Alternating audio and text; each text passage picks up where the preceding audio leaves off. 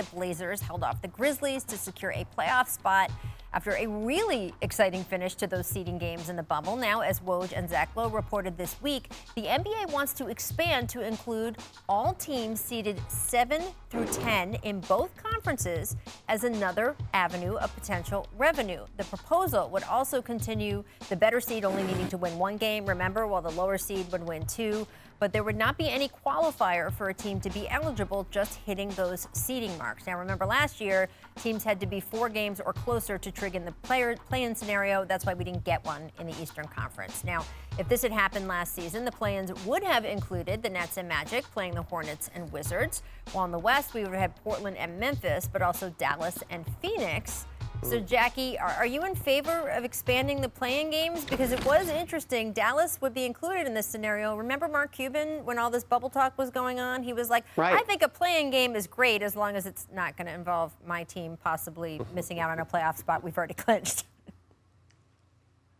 Right, and you can understand why Mark felt that way, Rachel, because his team was so close in the standings that his team could have been in 4th place. That's how close they all were. So I just got used to the play-in. You finally convinced me it was a good thing, this 7, 8, 9 thing. I just got used to it. Now you're going to ask me to have more teams join? I understand it's a revenue gimmick, and that's why they're doing it. But I don't think it's a good idea because especially without that assurance that if the team isn't within 4 games, now you're giving a team that might be way out of the pack a chance. And I'm not sure that's fair to the other teams that performed really well during the course of the season.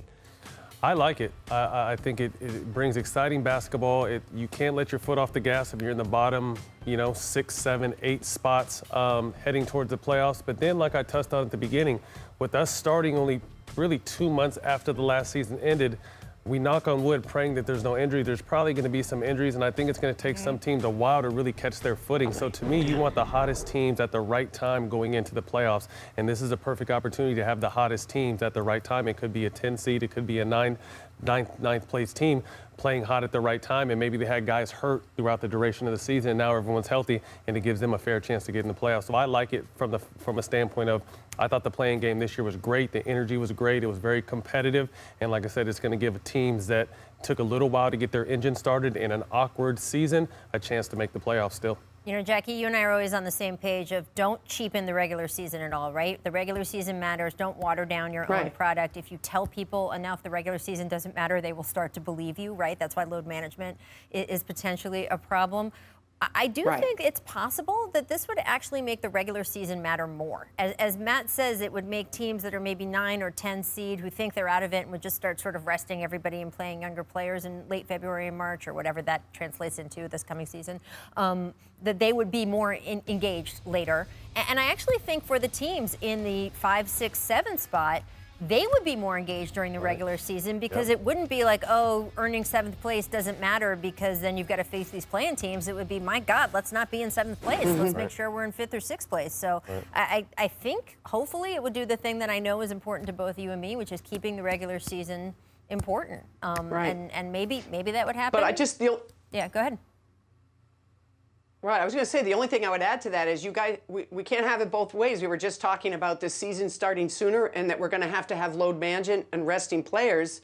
So if we're going to do that and then we're not going to rest players because of the standings, I mean, you got a little bit of a quandary there. I do like this. Like if you're going to do it, just say it, call it what it is. It's a revenue producer. At least call it what it is. Yeah. Look, I said at the top of the show, the NBA is a business that needs money to operate, and it right now operates at a very high money level with people making hundreds of millions of dollars who would like to keep making hundreds of millions of dollars, and that requires lots of revenue coming in. Another concept of figuring out how to schedule games to minimize travel is a because it's no or small fans environment outside the bubble. The Athletic's John Hollinger reporting a potential baseball series style setup with teams playing their entire series in the future. So here's an example of what that could look like, right? The Lakers, for example, could play all 3 season games against the Rockets at once over the course of a week, hosting them here in Los Angeles. And then the following week, they would do their entire series against the teams in Florida, right? So they could do 2 games at Miami and 2 games at Orlando, and that's that.